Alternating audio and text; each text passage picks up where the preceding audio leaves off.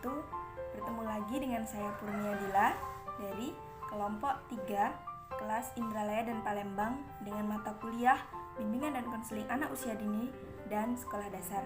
Di sini saya dengan teman-teman saya yang terdiri dari Davita Aikyah dan Naomi Asindi akan mempresentasikan tentang layanan responsif pada video kali ini. Selamat menyaksikan.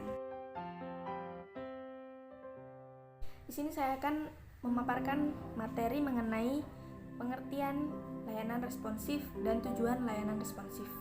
Jadi layanan responsif adalah layanan yang diarahkan untuk membantu anak didik mengatasi masalah-masalah yang dihadapi pada saat itu, baik masalah yang berkenaan dengan sosial pribadi atau masalah pengembangan pendidikan.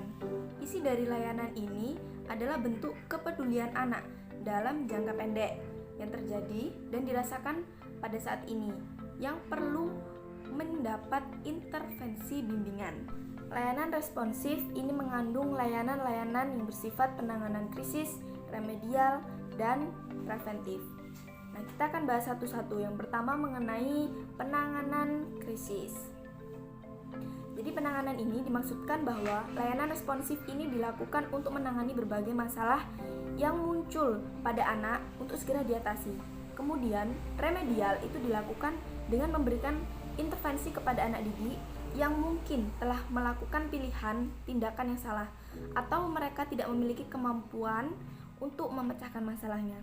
Kemudian penanganan preventif itu dimaksudkan untuk memberikan intervensi kepada anak didik agar mereka terhindar dari pilihan yang tidak tepat atau tidak memadai, bahkan membawa anak agar mampu menentukan pilihan pada situasi tertentu.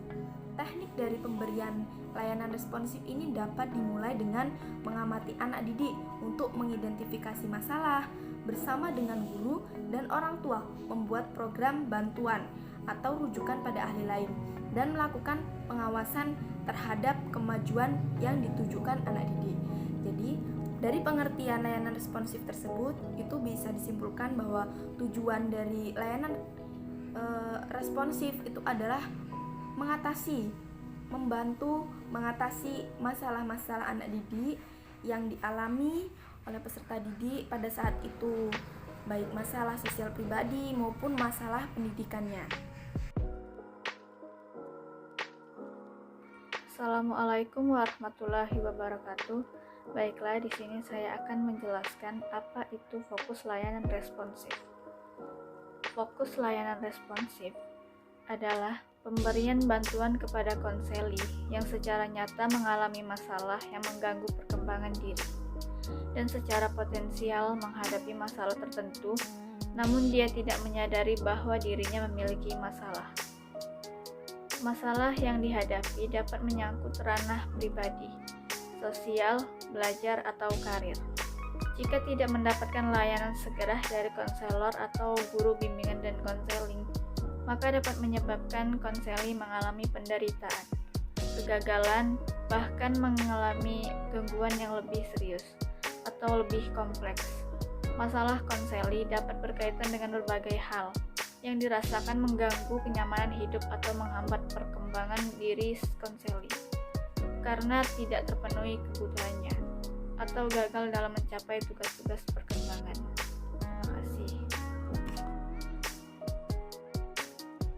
Assalamualaikum warahmatullahi wabarakatuh. Saya Davita Aikyah dari Program Studi Pendidikan Bimbingan dan Konseling tahun angkatan 2020 kelas Palembang akan menjelaskan materi terakhir pada mata kuliah Bimbingan dan Konseling untuk anak usia dini dan SD.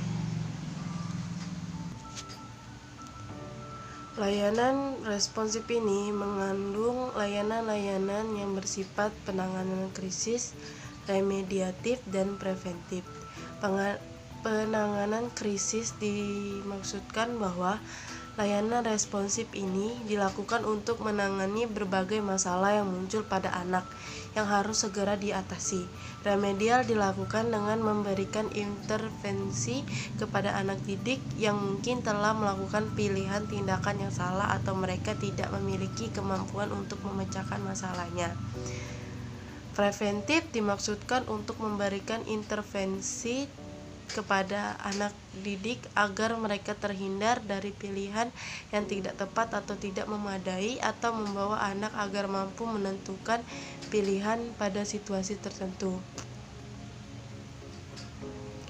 Teknik pemberian layanan responsif dapat dimulai dengan mengamati anak didik untuk mengidentifikasi masalah bersama dengan guru dan orang tua, membuat program bantuan atau rujukan pada ahli lain, dan dilakukan pengawasan terhadap kemajuan yang ditunjukkan anak didik.